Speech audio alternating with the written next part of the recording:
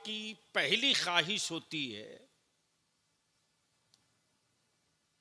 कि हम मैदान वो चुने जहां हर चीज पर मेरा कब्जा हो। बोलो सही है कि गलत?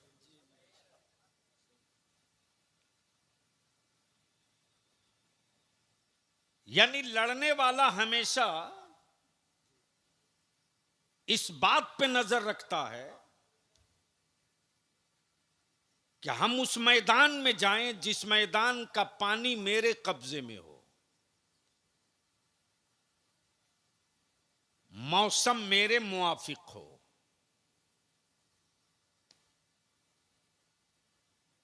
मकाम और पोजीशन वो हो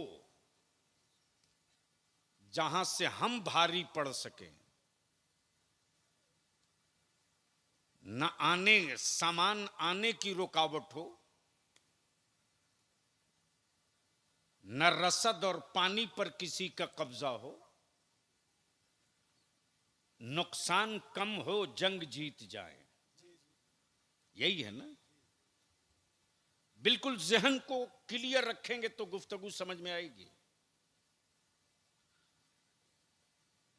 अब सवाल ये उठता है कि बचाना मुस्तफा का दीन था, बचाना नबी की शरीयत थी, बचाना रसूलुल्लाह का कानून था, बचाना मस्जिद नबवी की हुर्मत थी, बचाना काबे का वकार था, बचाना मुस्तफा का दीन था। तवज्जो चाहूं तो दीन नबी का, शरीयत नबी की, सुन्नत मुस्तफा की, वकार काबे का, तकद्दुस कुरान का, तो मैदान करबला क्यों? मैदान करबला क्यों? सवाल है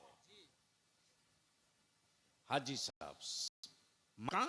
मैदान करबला क्यों? मक्का क्यों नहीं? करबला क्यों? मदीना क्यों नहीं? करबला क्यों?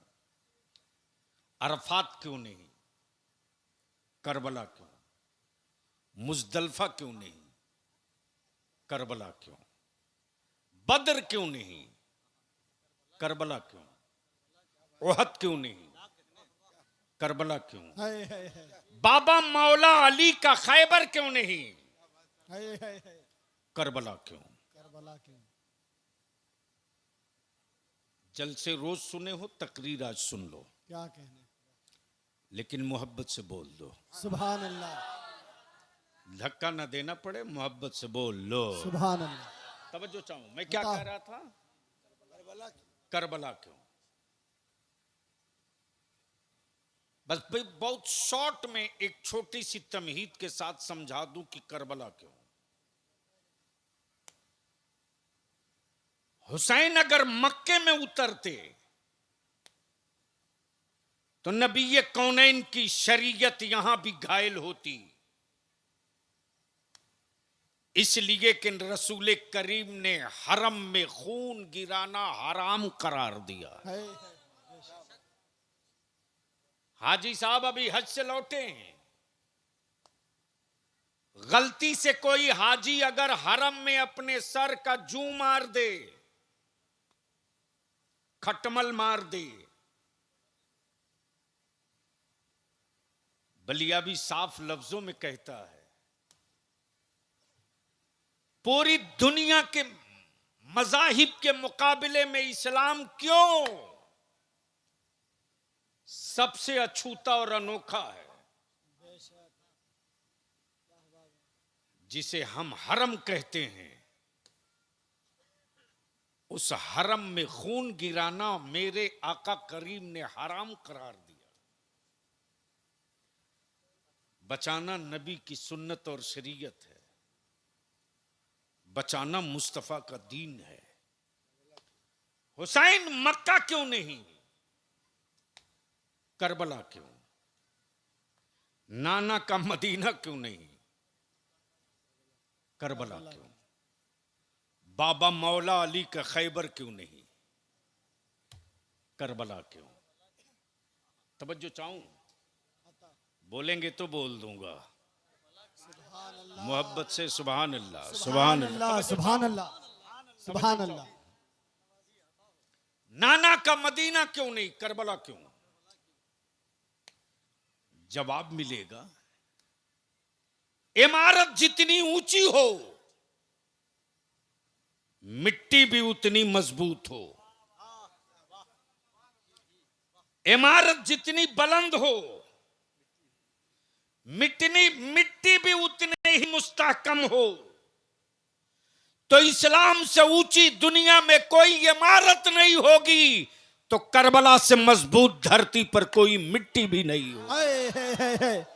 नारे तकबीर, नारे रिसालत, शहीद आजम कॉन्फ्रेंस, गाजी मिल्लत अल्लामा गुलाम रसूल बलियावी, नारे तकबीर।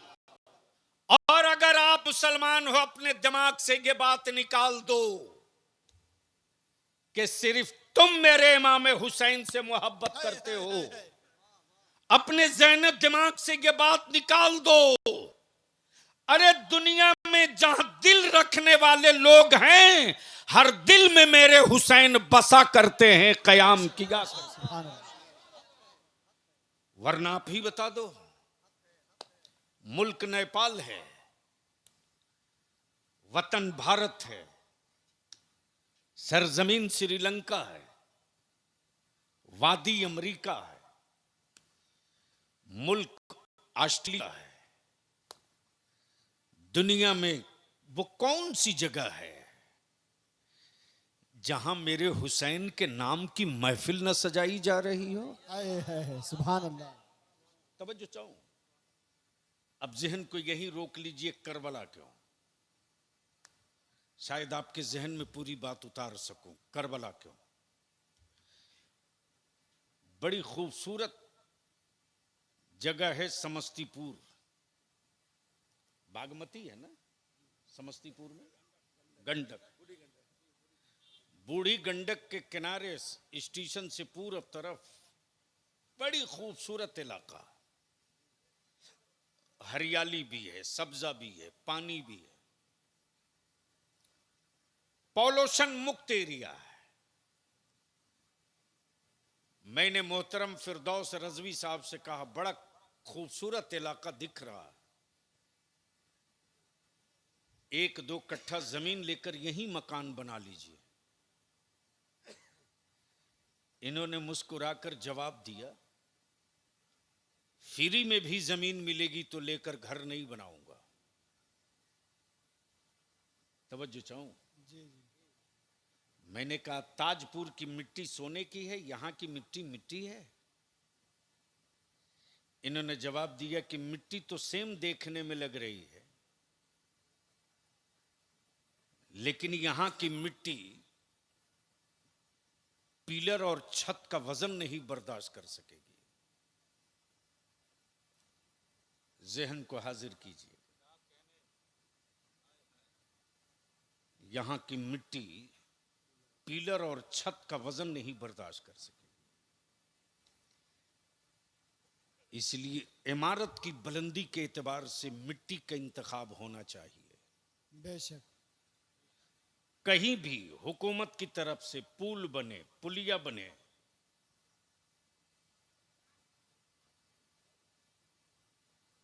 ऊंची बिल्डिंग बने, तो ऐसा नहीं है कि इंजीनियर आया, फीता गिराया, काम शुरू। पहले मिट्टी जांची जाती है, कंप्यूटर पर मिट्टी रख करके लोड देखा जाता है, यहां की मिट्टी कितना वजन बर्दाश्त कर सकती है। आए हाय, हुसैन मक्का क्यों नहीं, करबला क्यों? वाह वाह वाह वाह, सुभान अल्लाह। जवाब मिलेगा, बचपना मेरा था, मिट्टी करबला की थी, लाए जिब्रील थे, फैसला नाना जान मोहम्मदुर रसूलुल्लाह ने हाय, किया। सुभान अल्लाह, सुभान अल्लाह। जहन को यही रोक लीजिए। कुछ पागल टपोरी टाइप के हरामखोर मुल्ला यजीदियों के टुकड़े पर पलने वाले हरामखोर मेरी कौम और पूरी दुनिया को गुमराह करते। मसला दीन का नहीं, मसला हुकूमत का था। मसला शरीयत का नहीं, मसला हुकूमत का था। मसला अजमत काबा का नहीं, मसला सत्ता और इख्तदार का था। बलियाबी यजीद को उन टुकड़ा खोरों से कह रहा है कि जिगर में अगर हिम्मत हो और वफादार माओं के खून की गैरत अगर बची हो तो किसी मैदान का इंतखाब करके बहस कर लो। हाय, हाय, हाय। हुक्मरान कौन था क्या कहने हैं, वाह वाह, सुभान अल्लाह। और हुकूमत पर काबिज और गासिब हुकूमत का कौन था। तब बलियाबी कहता है कि काबे की कुंजी रख लेने से कोई ईमान वालों का अमीरुल मोमिनीन नहीं हो सकता। बेशक बेशक तवज्जो चाहूं बेशक। पढ़े लिखे लोगों की, तवज्जो चाहूं पढ़े लिखे लोगों। काबे की कुंजी रख लेने से कोई ईमान वालों का अमीरुल मोमिनीन नहीं हो सकता। आज अगर सऊदिया के हुक्मरानों के पास काबे की चाबी है तो पूरी दुनिया का ईमान वाला आज के सऊदिया के शाहों को अपना रहनुमा नहीं मानता। बेशक अगर वो रहनुमा होते तो फलस्तीन में चीखते हुए मेरे बच्चों की लाशों पर चुप नहीं रहते। बेशक बेशक। बैतुल मुकद्दस पर गिर रहे बमो बारूद देखकर अमेरिका की दलाली नहीं करते। मेरे बच्चों की शहादत पर इस्राइल के तलबे नहीं चाटते। अगर काबे की कुंजी रखने वाले यहूदियों की औलाद न होते, हुसैन के वफादार होते तो वही से ऐलान करते अब तक तारीख में एक करबला देखा गया था, अब दुनिया दूसरा करबला फलस्तीन में देखने तैयार है। वाह वाह, बेशक बेशक। लेकिन ये नहीं कर सकते। तब बलियाबी कहता है सऊदिया के शाहो, बरेली के इमाम अहमद रजा के मसलक पे चलने वाले को थर्मामीटर लगाकर नापने की गलती मत करना। मुल्क चाहे जो हो, कंट्री चाहे जो हो, जबान चाहे जो हो, इलाका चाहे जहां का हो, जुल्म होगा इंसानियत पर तो जमाना चुप रहेगा, रजा वाला कभी खामोश नहीं रहेगा। ये तारीख का हिस्सा है, ये तारीख का हिस्सा है। भारत में सिवाय सुन्नियों के कोई नहीं बोल रहा, तो काबे की कुंजी रख लेने से कोई अमीरुल मोमिनीन नहीं।